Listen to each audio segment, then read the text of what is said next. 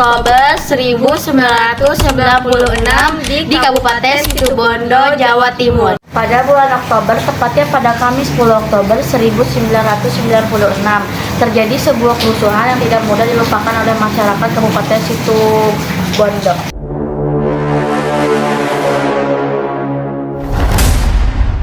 Kerusuhan tersebut berawal dari sidang seorang pemuda muslim yang bernama Saleh berumur 28 tahun yang melakukan penghinaan agama. Haji Ahmad Zaidi menyatakan bahwa dalam kegiatan belajar di rumahnya, Soleh berkata bahwa Allah adalah makhluk biasa, dan Kiai Haji Ahmad Samsul Arif, seorang ulama NU yang sangat dihormati, matinya tidak sempurna.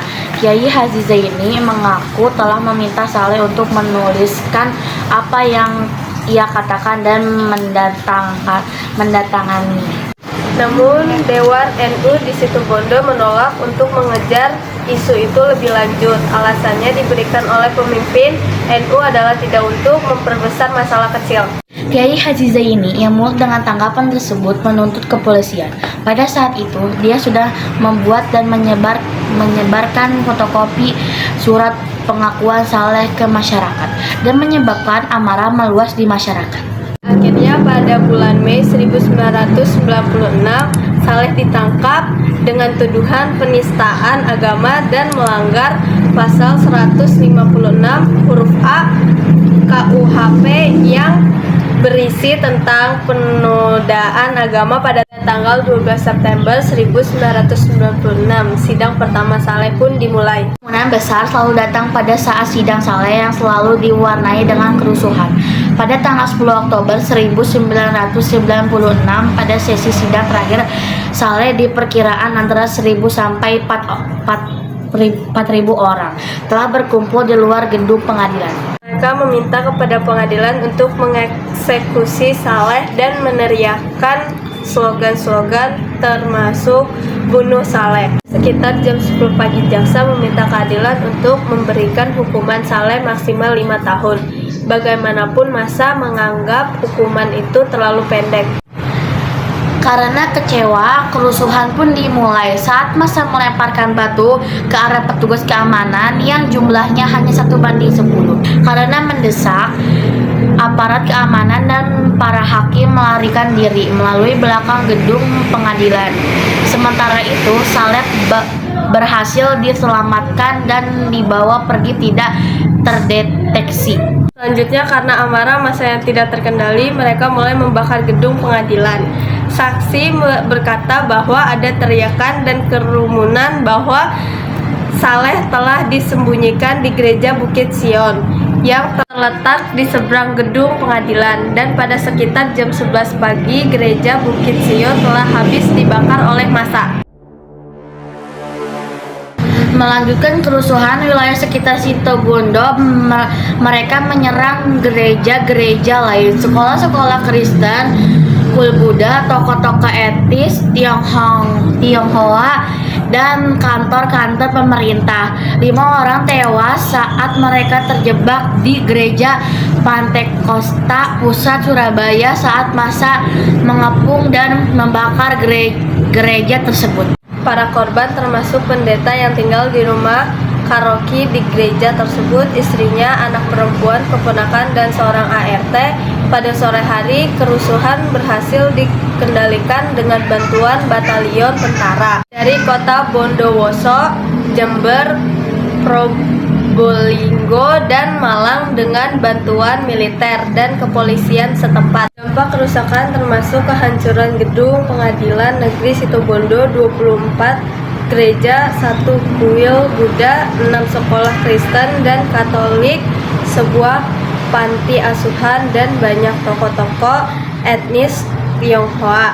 5 tewas dan banyak lagi yang terluka-luka.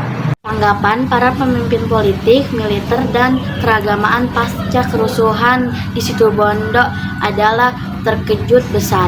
Pemimpin agama Kristen dan Muslim sama-sama berbicara tentang hubungan harmonis yang ada antara dua komunitas agama di Situbondo. Dalam demonstrasi solidaritas, pemimpin organisasi Muslim, Katolik, Protestan, dan Hindu mengeluarkan pernyataan bersama.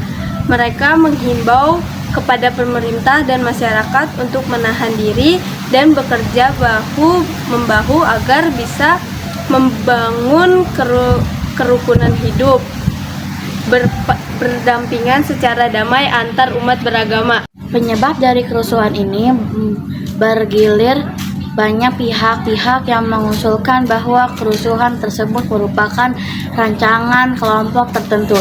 Ketua Majelis Ulama Indonesia, Hasan Masrim, menyebutkan kerusuhan ini sebagai gerakan sempalan. Sentimen yang sama juga datang dari tokoh agama Kristen termasuk Sekjen Persatuan Gereja Indonesia J4 Istana yang menyangkal bahwa kerusuhan ini adalah konflik antara agama dengan Kristen, melainkan peristiwa ini dimanfaatkan pihak-pihak tertentu. Dalam laporannya tentang kerusuhan ini, Komnas HAM juga mendukung kepercayaan populer bahwa sekelompok orang yang tidak bertanggung jawab merekayasa kerusuhan Situbondo. Moediarno, Menteri Sekretaris Negara, mengatakan bahwa kejadian ini dapat merusak konsistensi damai umat beragama yang telah kita bangun sebagaimana dengan ideologi negara kita pasca 10 Oktober. Konsensus umum dari para pemimpin politik, militer, dan keagamaan setuju bahwa masyarakat Situbondo telah menjadi korban dari skema yang lebih besar. Pernyataan yang paling merangkum konsensus nasional berasal dari Bara Mulia, salah satu anggota tim yang dikirim oleh Komnas HAM untuk mengusut kerusuhan di Situbondo. Ia sependapat bahwa peristiwa ini bersifat nasional dan bukan konsekuensi konflik agama. Ia menyebut bahwa kerusuhan ini melibatkan oknum-oknum gelap, namun timnya gagal untuk menunjuk siapa oknum-oknum gelap tersebut. Sasana, pemimpin di kawan Muslim Indonesia, adalah pemimpin agama pertama yang berbicara tentang konflik yang ada di Situbondo. Ia menyebutkan banyaknya gereja yang dibangun tanpa izin. Dalam wawancaranya dengan Forum Keadilan yang meliput tentang kerusuhan Situbondo, Adi Sasono mengatakan bahwa rakyat sangat prihatin dengan kepincangan sosial dan masalah tidak ditangani. Ia berkata bahwa kita harus mengakui masalah mereka sebagai contohnya menurut Adi Sasiono dari 24 gereja, 3 dibangun di zaman Belanda, 4 memiliki izin dan sisanya tidak memiliki izin.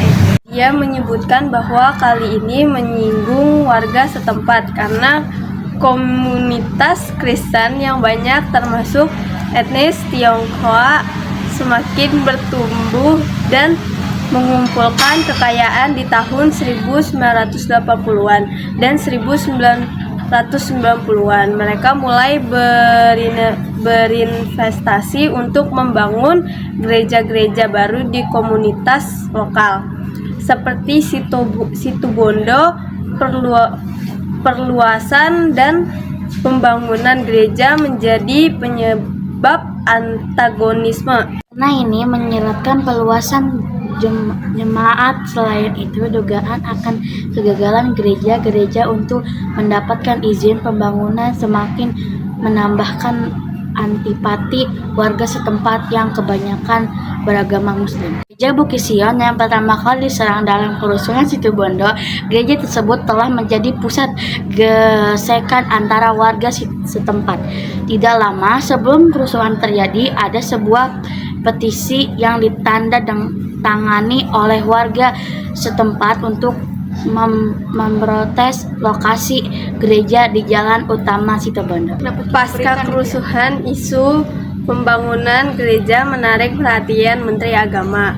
Ia mengungkapkan sejauh mana ini bukan hanya konflik lokal tapi juga nasional. Dia memperingatkan untuk tidak membangun tempat ibadah di lokasi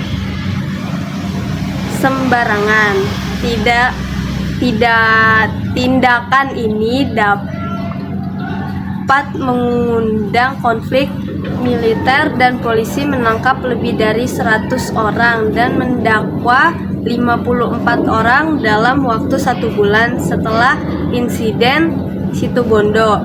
Kerusuhan di Situbondo dipicu oleh konflik antar umat Islam dan ketidakpuasan dengan proses pengadilan. Walaupun ada indikasi bahwa kerusakan ini dilakukan secara sistematis dan mungkin ini direncanakan sebelumnya, keterlibatan massa menunjukkan sikap antipati besar terhadap kelompok sasaran. Tanggapan nasional menghindari penjelasan yang kompleks alih-alih menyuarakan slogan-slogan tentang toleransi beragama sambil memberikan tanggung jawab bukan pada pemerintah tetapi pada oknum-oknum gelap.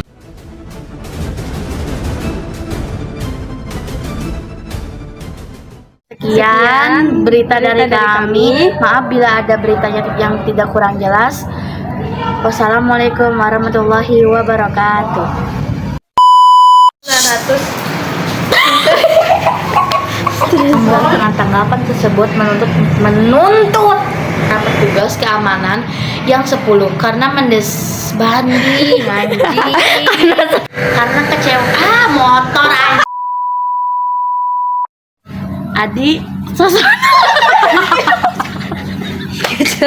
pemimpin agama pertama yang berbicara tentang konflik. Dia apa? Diam Diana.